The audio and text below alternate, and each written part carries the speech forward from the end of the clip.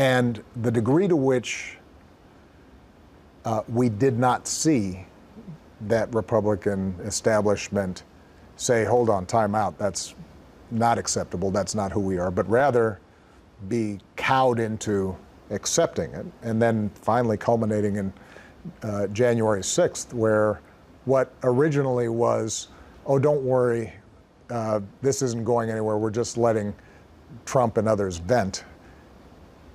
And then suddenly you now have large portions of an elected Congress going along with the falsehood that there were problems with the election. And the leadership of the GOP, briefly for one night when they still had this sort of scent of fear in them, going against the president. And then poof, suddenly everybody was back in line. Now, the reason for that is because the base believed it.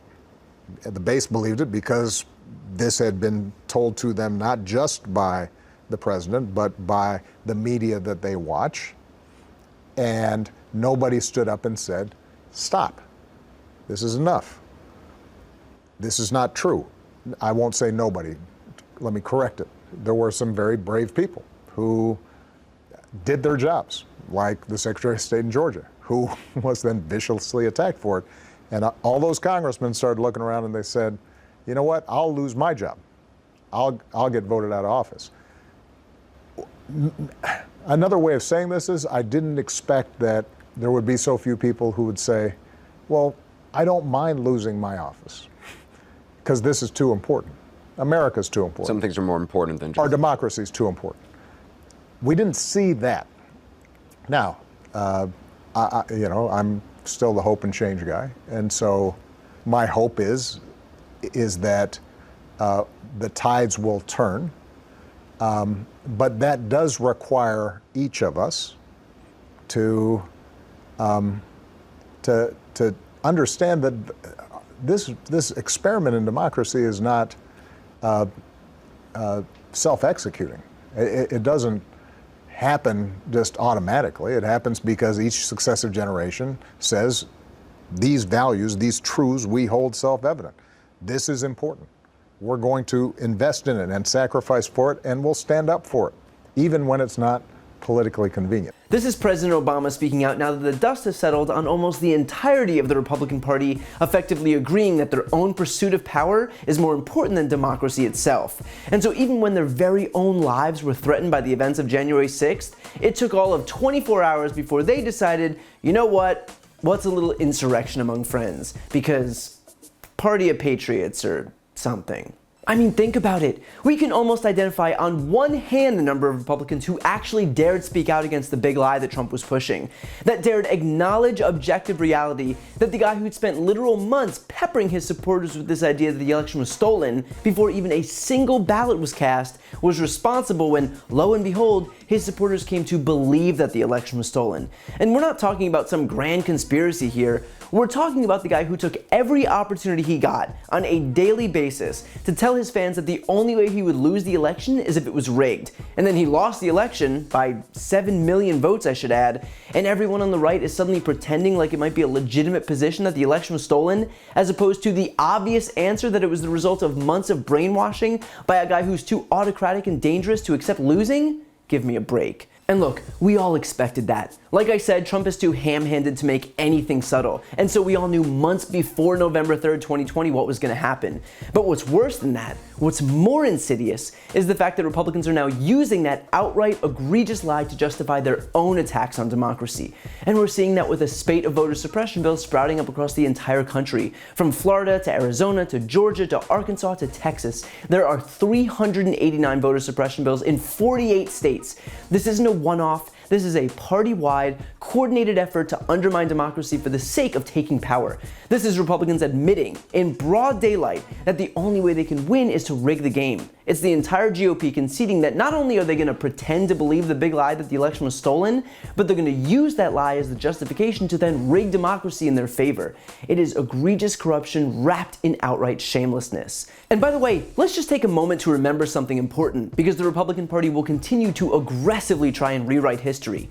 And that is that all of their claims of a stolen election were already litigated. There were more than 60 cases, and the Trump team won one single case, shortening a cure deadline in Pennsylvania from 9 to 6 days. That's it. And at least 8 of the judges who presided over those cases were judges who Trump himself appointed. And beyond that, even Bill Barr's DOJ said the election was secure, the DHS said the election was secure, and the recounts and audits, in some cases 2 or even 3 paper audits, all confirm the original results. Their complaints aren't based in any semblance of fact, which is why all they can manage to say is, oh, well, there's clearly uncertainty surrounding the election. I mean, of course there's uncertainty, the GOP is creating it. But when it comes time to prove why that uncertainty exists, well, suddenly it's crickets from the right. And beyond that, as if we really needed more proof to back this up, consider the fact that none of the Republicans who won in that same election have any qualms about their own races. Ironic, huh? Every Republican who got elected in 2020, meaning every single Republican in the House and 20 Republicans in the Senate, believes that somehow Trump's election was rigged, and yet their own election, from the same exact ballots as the supposed rigged one that Trump was on, are all somehow completely okay, completely legitimate. Democrats just somehow perpetrated the greatest national fraud scheme in American history, but forgot to rig it against even one single other Republican.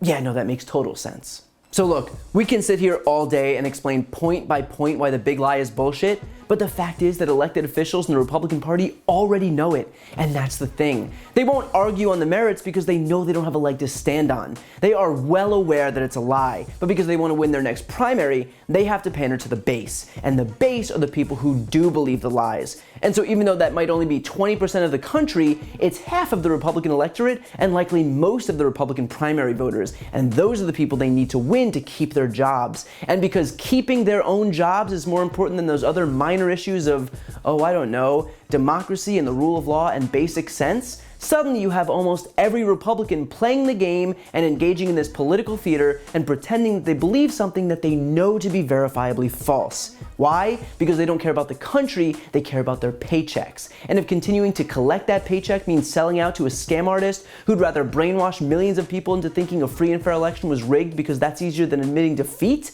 well then so be it. And so at this point, the choice is clear. If you're a Republican or an independent or completely unaffiliated and your entire political identity is not predicated on the big lie, then there's no place in today's GOP for you. That party isn't interested in fiscal responsibility or family values or small government. They're interested in perpetuating a 100 times over disproven lie to consolidate power for themselves. That's all. There's no governing philosophy, there's only an insatiable desperation to cling on to power. And it's going to take everyone, left, right, and center, not only speaking out, but casting ballots for anyone but Republicans before they finally realize that the strategy of killing American democracy isn't a winning one.